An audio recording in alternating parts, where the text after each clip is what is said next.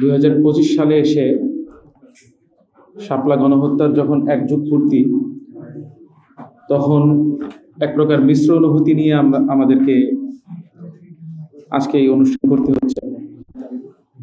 প্রথমত, যে একটা সময় আমাদের উপর ফ্যাসিবাদ এমন কঠিনভাবে চেপে বসেছিল যে আমাদের অনেক সময় নিজেদেরই, আমরা যারা ফ্যাসিবাদ বিরোধী আন্দোলনে সরব ছিলাম দীর্ঘদিন, আমাদেরও অতি সহসাই মুক্তি পাওয়ার আশা করতে অনেক সময় কষ্ট হয়ে যেত। গত বছর এই সময় যখন শাপলা গণহত্যার 11 বছর পার হয়, তখন আমরা ঘুণাক্ষরেও চিন্তা করতে পারিনি যে শাপলা গণহত্যার এক যুগ পূর্তি যখন হবে, সেই সময়টাতে আমরা আসলে একটি স্বাধীন ফ্যাসিবাদ মুক্ত বাংলাদেশে অবস্থান করব এবং বিচার এবং শহীদদের যে রাষ্ট্রীয় মর্যাদা সহ বাকি যে সকল দাবি আছে সেগুলো নিয়ে আমরা কথা বলতে পারবো। তো সেই জায়গা থেকে একটা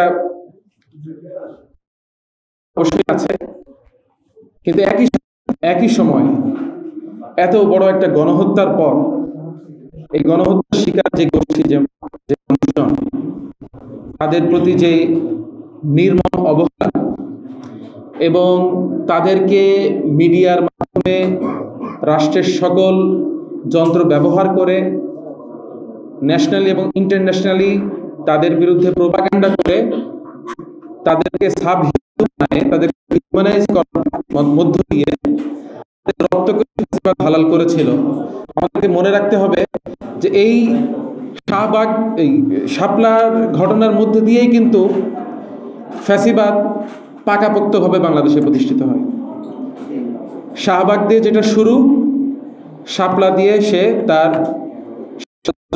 সফলভাবে, মানে তাদের ভাষায় সফলভাবে এক্সিকিউট করতে সক্ষম হয় এবং এতগুলো মানুষকে রাতারাতি নাই করে দিতে সক্ষম হয়।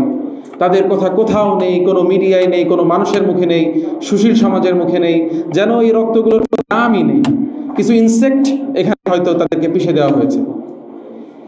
এই একটা অবস্থা তৈরি করার মধ্য দিয়ে কিন্তু বাংলাদেশে ফ্যাসিবাদ পুরোপুরি তারা এই ঘেড়ে বসে বাংলাদেশের পলিটিক্যাল। কিন্তু একই সাথে শাপলা যেই কালেকটিভ ব্যর্থতা, আমাদের যে দুর্ভোগ আমাদের জনজীবনে, বাংলাদেশের মানুষের জনজীবনে, একই সাথে শাপলা আমাদের মুক্তির প্রথম বীজ করে দিয়েছিল বলে আমি বিশ্বাস করি। আমি মনে করি শাপলা যদি না হতো তাহলে 24 হতো না। শাপলার মধ্য দিয়ে যে শিক্ষাটা আমরা পেয়েছিলাম, যে আজকে আপনি যদি মনে করেন যে সে আমার থেকে ডিফারেন্ট, আমার মানে তার মত প্রতিষ্ঠা হলে হয়তো আমার জন্য ক্ষতি, বা আমার থেকে মতাদর্শে সে হয়তো 180 ডিগ্রি ভিন্ন দিকে আছে, এই জন্য আমি তার উপর কোনো নির্যাতন, কোনো জুলুম এবং যে কোনো পারসিকিউশনের বিরুদ্ধে আমি কোনো কথা বলবো না, আমি সেটাকে দিব এবং সেটাকে আমি এই যে প্রবণতাটা বাংলাদেশের এলিট সমাজ এবং বাংলাদেশের কালচারে যে প্র্যাকটিসটা সৃষ্টি হয়েছিল, সেটার ফলে কিন্তু আমরা দীর্ঘদিন এই ফ্যাসিবাদের কবজার মধ্যে ডুবেছিলাম। এবং দেখা গেল যে বাংলাদেশ তখনই মুক্ত হলো যখন মানুষ এই সকল ভেদাভেদ ভুলে গেল। মানুষ এই প্রশ্নটা করলো না যাকে মারা হচ্ছে সে আসলে কি, সে কি ডান না বাম, সে কি হুজুর, সে কি ইসলামপন্থী, তার কি জীবনের দাম আছে কি নাই, এই প্রশ্ন কিন্তু মানুষ চোখে করেনি। এবং ঠিক এই কারণেই সারা বাংলাদেশের সকল মানুষের, সকল মত ও পথের মানুষের একসাথে নেমে আসার মধ্য দিয়েই কিন্তু 24-এর বিজয়টা আমাদের অর্জন হয়েছে। এইখানে খুব গুরুত্বপূর্ণ একটা লার্নিং আছে, যে শাপলা যে ট্র্যাজেডি সৃষ্টি করেছিল সেই আবারও হবে যদি আমরা 24-এর শিক্ষাটাকে আমরা ধরে না রাখি। এখন বাংলাদেশের যারা শত্রু, বাংলাদেশের যারা এনিমি, তারা কিন্তু চেষ্টা করছে আবার আমাদেরকে সেই 2013 সালে ফিরিয়ে নিয়ে যাইতে। এমন নিজেদের মধ্যে ভেদাভেদটা তৈরি করার চেষ্টা করছে, এমনভাবে উস্কানি দেওয়ার চেষ্টা করছে যে একে অপরের রক্তকে আবার হালাল মনে করবে, আবার একইভাবে এই সুযোগ নিয়ে নতুন একটা ফ্যাসিবাদ অথবা পুরনো ফ্যাসিবাদের পুনর্বাসন বাংলাদেশে সম্ভবপর হবে।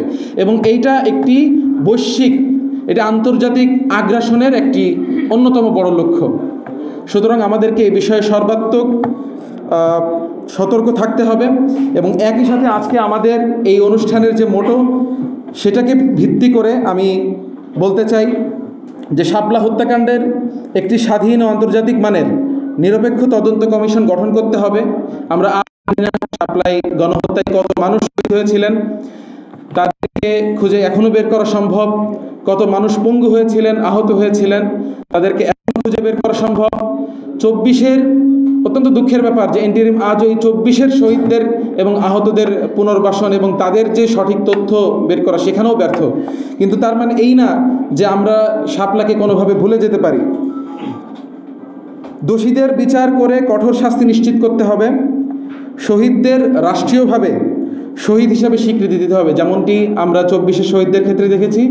আমরা দাবি করি শাপলায় যারা শহীদ হয়েছিলেন তাদেরকেও রাষ্ট্রীয় মর্যাদায় শহীদের স্বীকৃতি দিতে হবে এবং একই সাথে তাদের পরিবারদেরকে এই ক্ষতিপূরণ দিতে হবে এবং প্রত্যেক আহত এবং শহীদ পরিবারের জন্য ক্ষতিপূরণের যথাযথ ব্যবস্থা করতে হবে।